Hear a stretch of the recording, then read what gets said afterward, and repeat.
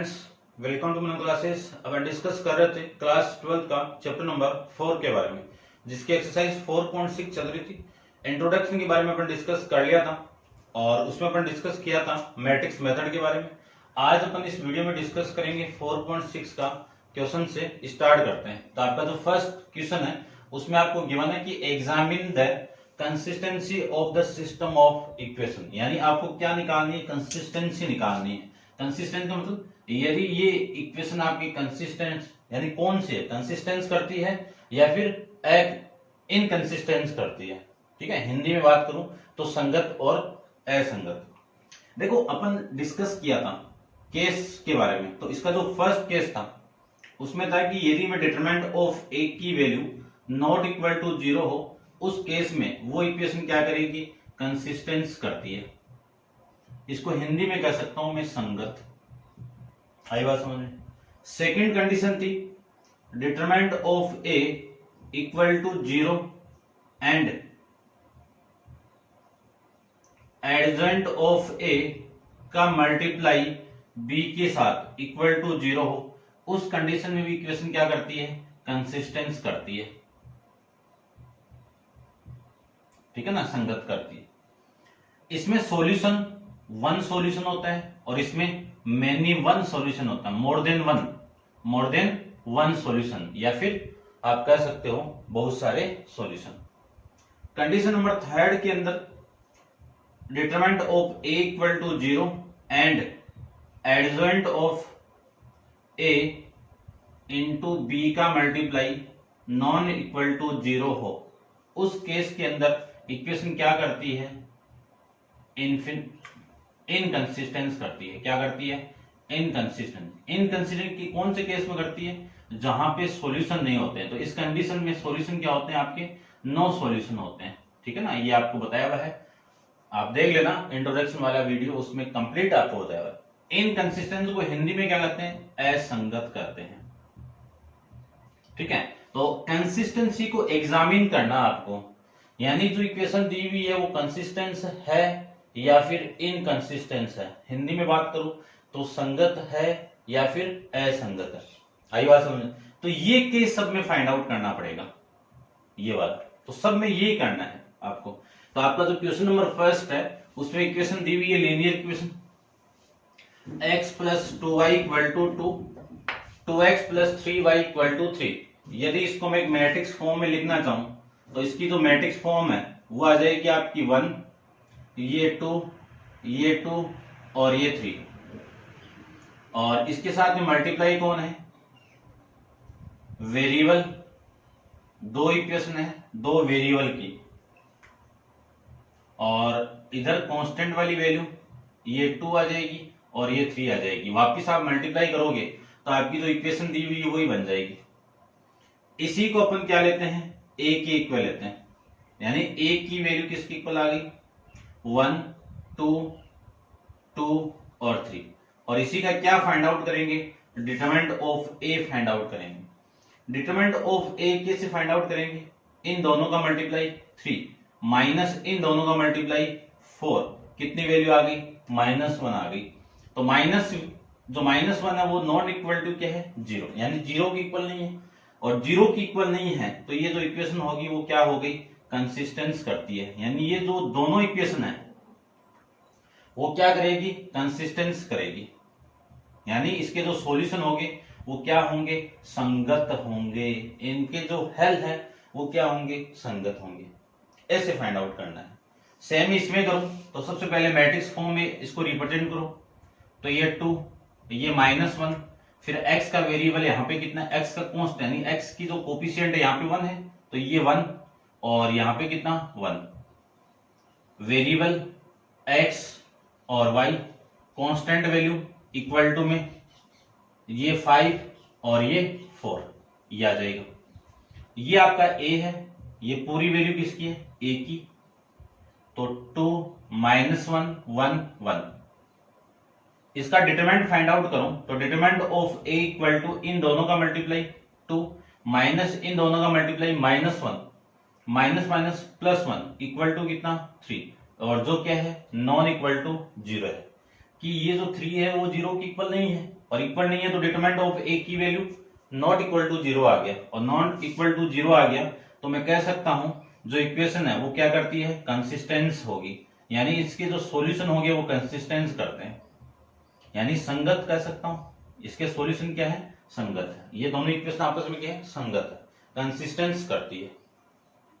ऐसे अपन को question number 1 से लेके 6 तक फाइंड आउट करना है, कर सकते हो आराम से। तो डिस्कस करते हैं, सारे क्वेश्चन डिस्कस करेंगे अपन। तो क्वेश्चन नंबर 3 के बारे में देखिए, आप वीडियो पॉज कीजिए और इसको नोट डाउन कर लीजिए।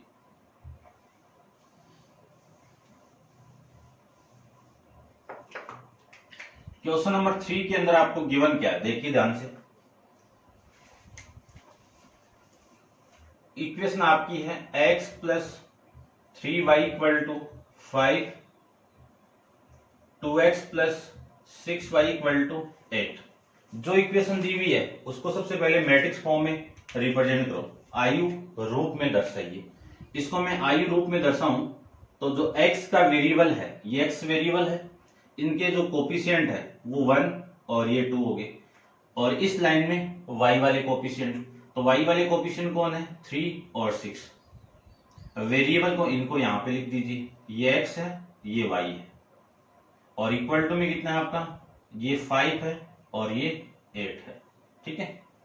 ये आपका a, तो a की वैल्यू कितनी है, 1, 3, 2, 6।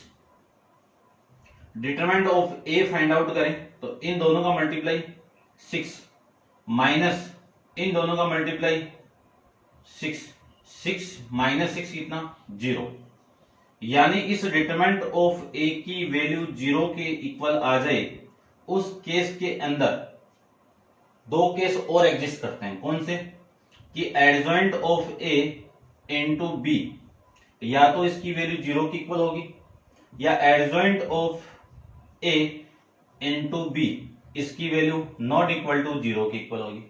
इसमें क्या करते हैं, कंसिस्टेंस करते हैं, और इन दोनों में क्या करते हैं, इनकंसिस्टेंस करते हैं, ठीक है ना, ध्यान रखना। तो अपन चेक कर लेते हैं कि इसकी वैल्यू तो 0 की इक्वल आ गई।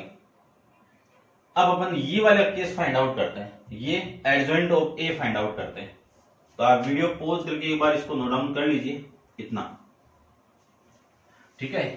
क्यों क्यों कर रहे हैं, क्योंकि डिटरमिनेंट ऑफ ए की वैल्यू, यानी इस सारणिक का मान 0 की इक्वल आ गया, अपन आगे फाइंड आउट करना पड़ेगा। तो आगे फाइंड आउट करते हैं, देखो एडजॉइंट ऑफ ए, क्या फाइंड आउट करेंगे, adjoint of A find out करेंगे। फॉर्मूला अपन जानते हैं कि कोफैक्टर ऑफ ए, इसका ट्रांसपोज, कोफैक्टर की वैल्यू फाइंड आउट करूं तो मैट्रिक्स ए ये है, इस एलिमेंट का कोफैक्टर आपका 6, इस एलिमेंट का कोफैक्टर आपका -2, इस एलिमेंट का कोफैक्टर आपका -3, इस एलिमेंट का कोफैक्टर आपका 1, और इसका क्या कर देंगे, ट्रांसपोज कर देंगे। ट्रांसपोज करने के बाद जो वैल्यू आपकी आएगी वो 6, -2, -3 और 1, ये ट्रांसपोज करने के बाद वैल्यू आ जाएगी। अब आपको जो वैल्यू फाइंड आउट करनी है वो एडजॉइंट ऑफ ए, इसका मल्टीप्लाई किसके साथ में करवाना है, इस b के साथ में करवाना है। एडजॉइंट ऑफ ए की वैल्यू 6, -3, -2 और 1, ये एडजॉइंट ऑफ ए की वैल्यू। b वाला एलिमेंट आपका ये कांस्टेंट वाली जो टर्म है, इसमें ये वाली, इसको b से मल्टीप्लाई करवा दीजिए। ये b की वैल्यू कितनी है, 5 और ये 8, ठीक है।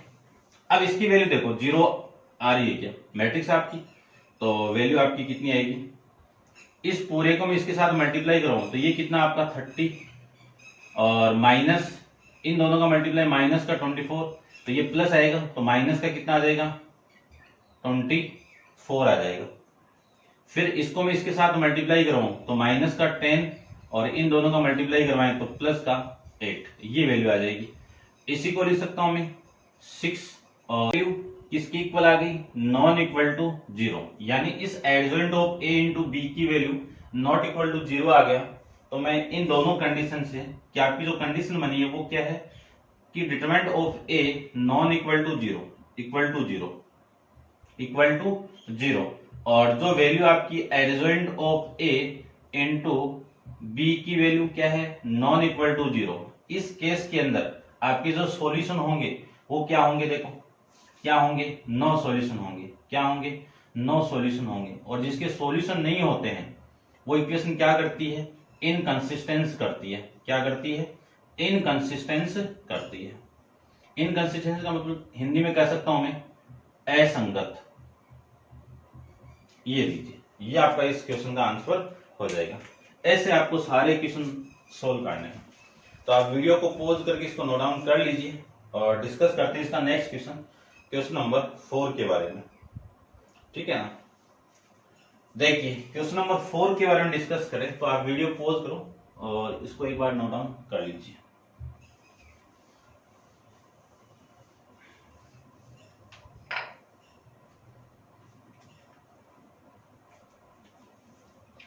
Question number 4, x plus y plus z equal to 1, 2x plus 3y plus 2z equal to 2, ax plus ay plus 2az equal to 4। ये तीन इक्वेशन है और तीन इक्वेशन है, तीनों में वेरिएबल कितने आपके 3 है। तो सबसे पहले तो इसको मैट्रिक्स फॉर्म में रिप्रेजेंट कर दीजिए आप। इसको मैं मैट्रिक्स फॉर्म में रिप्रेजेंट करूं और उसमें जो a की वैल्यू उसको एक तरफ कर लेंगे और उसका क्या फाइंड आउट करेंगे, डिटरमिनेंट फाइंड आउट करेंगे। तो देखो सबसे पहले इस इक्वेशन को मैं मैट्रिक्स फॉर्म में रिप्रेजेंट करूं तो कैसे करेंगे देख लीजिए आप। इसमें x वाले कोफिशिएंट यानी x की जो गुणांक है वो लेना है। तो x के गुणांक कितने, 1 2a, 1 2a, ये x के गुणांक हो गए। फिर y के गुणांक यानी y की कोफिशिएंट कितने, 1, ये 3, ये a।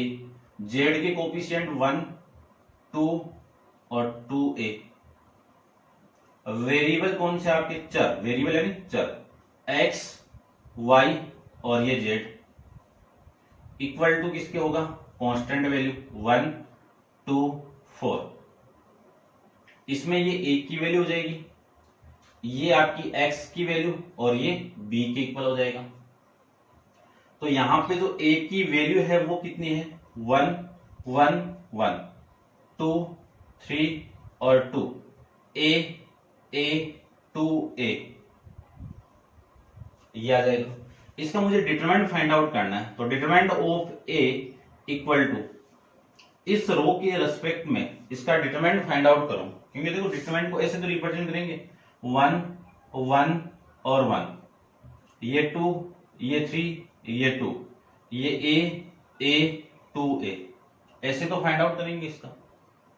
तो 1 के लिए यानी इस रो के लिए फाइंड आउट करें तो 1 इन दोनों का मल्टीप्लाई 6a, इन दोनों का मल्टीप्लाई माइनस का 2a, -1 के लिए इस कॉलम को छोड़ो इस रो को छोड़ो, इन दोनों का मल्टीप्लाई 4a, माइनस इन दोनों का मल्टीप्लाई 2a, फिर +1 के लिए इन दोनों का मल्टीप्लाई 2a, माइनस इन दोनों का मल्टीप्लाई 3a। ये वैल्यू आपकी यहां से आ जाएगी। देखिए सोल्व करते हैं। 6a माइनस 2a कितना, 4a, माइनस का ये कितना आपका 2a, फिर यहां से जो वैल्यू आएगी वो कितनी आपकी, माइनस का a। तो 4a minus 3a equal to में कितना आ जाएगा, a।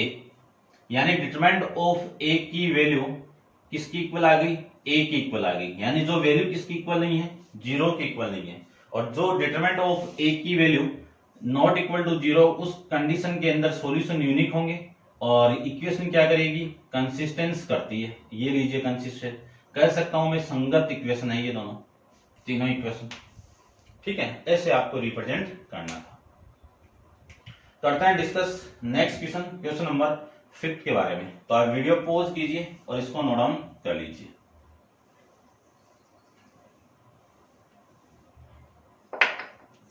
क्वेश्चन नंबर आपका 5th, 5th को देखिए। 3x minus y minus 2z equal to 2,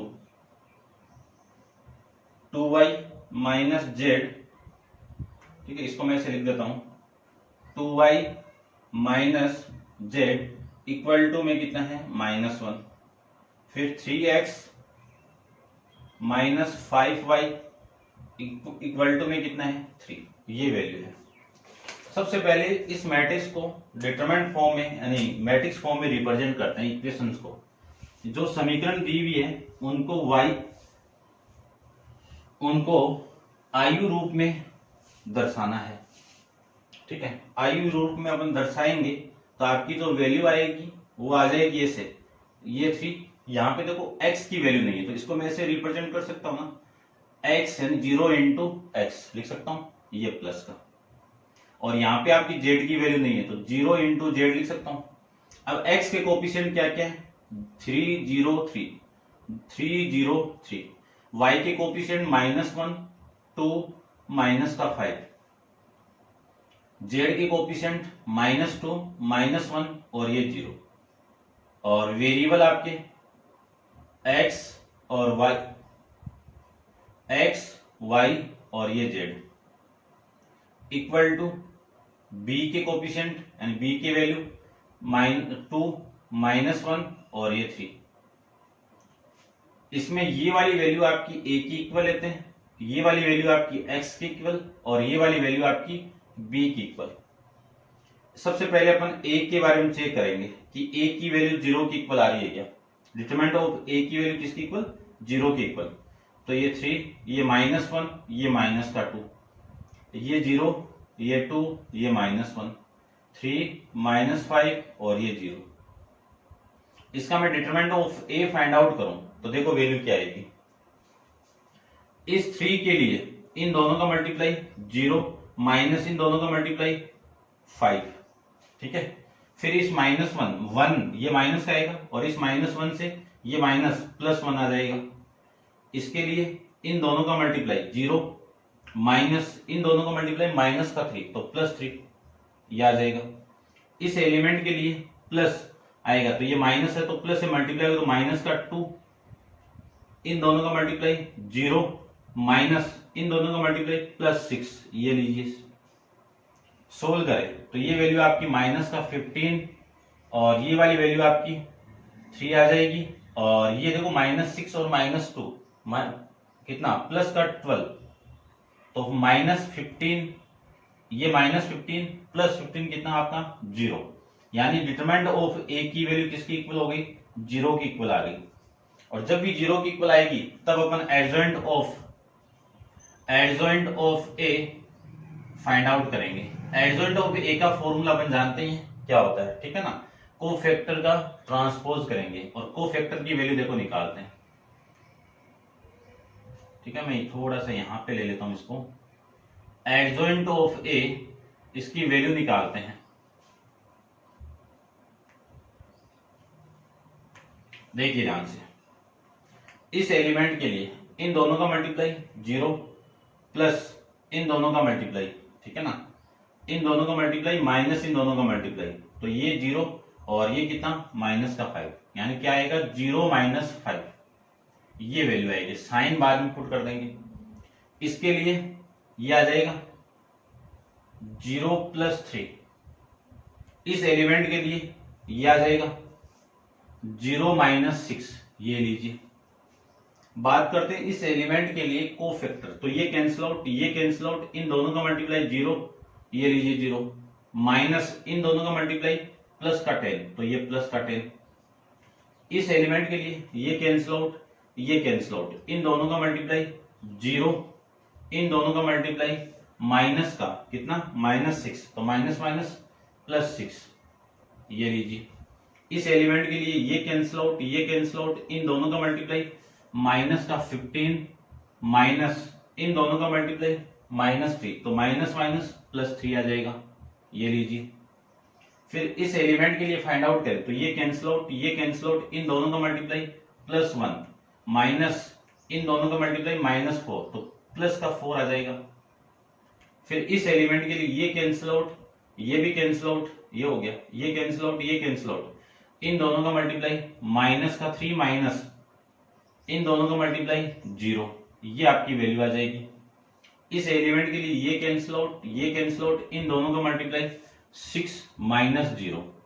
sign अपन जानते ही हैं कि ये माइनस प्लस, ये माइनस, ये प्लस, ये माइनस, ये प्लस, ये माइनस, ये प्लस, ये माइनस, ये प्लस, और इसका क्या कर देंगे, ट्रांसपोज कर देंगे। तो एडजॉइंट ऑफ ए की जो वैल्यू आएगी वो आ जाएगी, ध्यान से देखना, मैं ट्रांसपोज भी कर रहा हूं साथ में और प्लस वाले इस माइनस को मल्टीप्लाई भी कर रहा हूं, ठीक है ना, प्लस और माइनस को।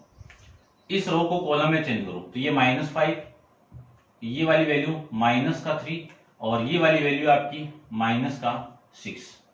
इस रो को मैं कॉलम में चेंज कर दूं तो प्लस का 10, ये आपकी माइनस प्लस 6 और ये वाली वैल्यू आपकी माइनस माइनस 12 और ये प्लस का 12, ये -5, ये प्लस का 3 और ये 6। ये आपकी वैल्यू आ गई डिटरमिनेंट ऑफ एडजॉइंट ऑफ ए की वैल्यू, ठीक है ना। इतना आप वीडियो को पॉज करके एक बार नोट डाउन कर लीजिए। डिस्कस करते हैं एडजॉइंट ऑफ ए का मल्टीप्लाई बी के साथ में, तो आप वीडियो को पॉज करके इसको नोट डाउन कर लीजिए, ठीक है। इसको मैं थोड़ा सा रब कर देता हूं। अपने पास में एडजॉइंट यानी डिटरमिनेंट ऑफ ए की वैल्यू किसकी इक्वल आई हुई है, 0 की इक्वल, तभी वो फाइंड आउट कर रहे हैं अपन। तो यहां से फाइंड आउट करते हैं एडजॉइंट ऑफ ए का मल्टीप्लाई किसके साथ में, बी के साथ में। तो एडजॉइंट ऑफ ए की वैल्यू -5, -3, -6, ये 10, ये 6, ये 12, ये -5 और ये 3 और ये 6, और बी की वैल्यू यहां से अपन पुट कर देंगे 2 -1 3, 2 -1 और ये 3। अब इसका मल्टीप्लाई करते हैं तो आपकी जो वैल्यू आएगी वो देखिए, इस पूरे का मल्टीप्लाई मैं इसके साथ में कर दूं तो इन दोनों का मल्टीप्लाई माइनस का 10, इन दोनों का मल्टीप्लाई माइनस का 10, इन दोनों का मल्टीप्लाई माइनस का 15, ये वैल्यू लीजिए। इसको मैं इसके साथ मल्टीप्लाई कर दूं तो माइनस का 6 प्लस का 9, इसको मैं इसके साथ मल्टीप्लाई कर दूं तो माइनस का 12 और ये माइनस का 12 और ये प्लस का 18, ये आपकी वैल्यू आ गई, ठीक है। इसी को मैं लिख सकता हूं क्या, माइनस का 35, ये कितना आपका माइनस का 3 और ये वाली वैल्यू आपकी कितनी आ जाएगी, -24 और 18 को आप करोगे तो 6 आ जाएगा, माइनस का 6, और जो वैल्यू किसकी इक्वल है, नॉन इक्वल टू 0 की इक्वल है, ठीक है। यानी adjoint of a into b की वैल्यू नॉट इक्वल टू 0 आ गई, उस केस में सॉल्यूशन क्या होंगे, मेनी सॉल्यूशन, या फिर आप बोल सकते हो इनफिनाइट सॉल्यूशन, ठीक है। नॉट इक्वल टू 0 आ गया ना, इसमें सॉल्यूशन तो होंगे ही नहीं ना, सॉरी होगी, है ना। इसमें क्या होंगे, नो सॉल्यूशन, क्योंकि ये 0 आता ना तब मेनी सॉल्यूशन होते हैं, और जिसके सॉल्यूशन नहीं होते हैं वो लाइन क्या होते हैं, यानी वो इक्वेशन क्या करती है, इनकंसिस्टेंस करती है, या मैं कह सकता हूं असंगत, ये लीजिए, ठीक है ना। ये आपका क्वेश्चन नंबर 5, इतना आपको इसमें करना है, ठीक है। डिस्कस करते हैं इसका नेक्स्ट क्वेश्चन, आपका क्वेश्चन नंबर 6 के बारे में। तो आप वीडियो को पॉज कीजिए और इसको नोट डाउन कर लीजिए।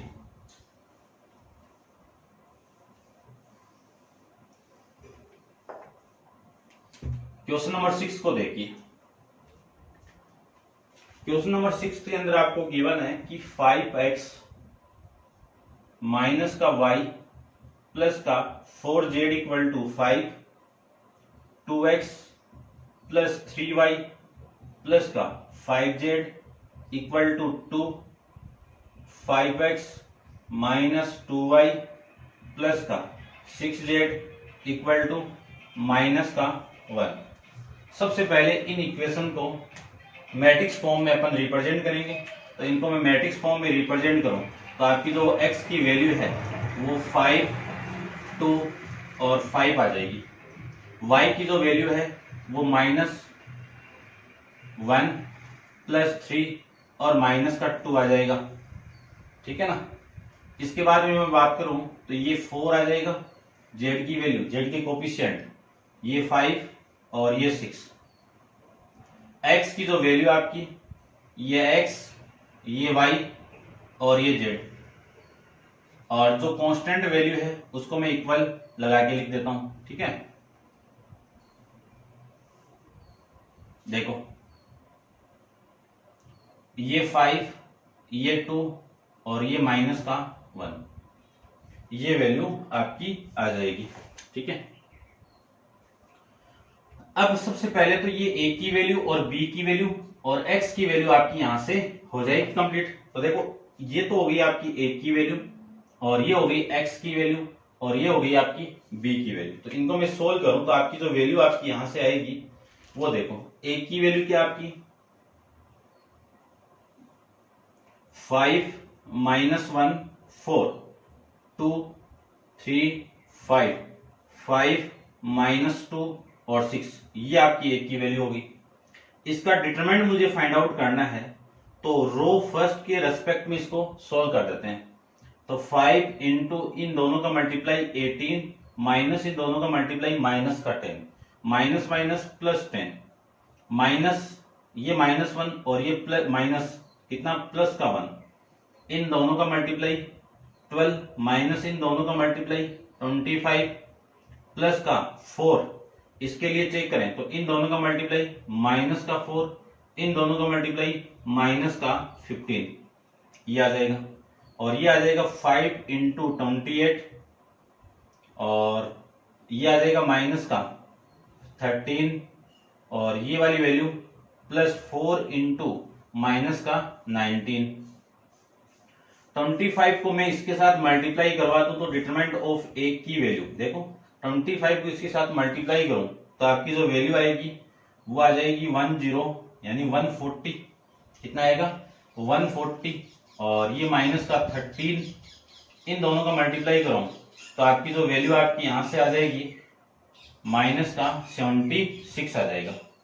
ठीक है ना, और अब मैं 40 में से ये माइनस करूं तो 140 माइनस इन दोनों को ऐड कर दूं तो ऐड करके वैल्यू आ गई 89, 10 में से 9 गया 1, 14 में से 9 गया 5, यानी कितना आ गया देखो 10 में से 9 1 और ये 13 में से 8 जाएगा तो 5, और जो वैल्यू किसकी इक्वल है नॉन इक्वल टू 0।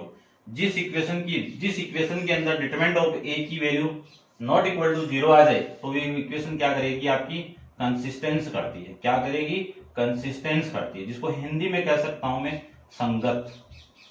ये आपको इसमें करना था। ठीक है ना, कैलकुलेशन थोड़ी देख लेना आप, इसमें जोड़ बाकी गुणा भाग आप कर सकते हो आराम से, 12th के बच्चे हो, आपको मेथड समझ में आना चाहिए और कैसे करना वो चीज समझ में आनी चाहिए। ठीक है, समझ गए होंगे। तो ये था आपका क्वेश्चन नंबर 6। इसमें आपको examine the consistency of the system of linear equation की जो इक्वेशन है उसकी कंसिस्टेंसी को बताना था। तो क्वेश्चन नंबर 6 तक आपकी कंप्लीट है, और नेक्स्ट क्वेश्चन नंबर 7 अपन नेक्स्ट वीडियो के अंदर डिस्कस करेंगे। आज के लिए इतना ही, थैंक यू।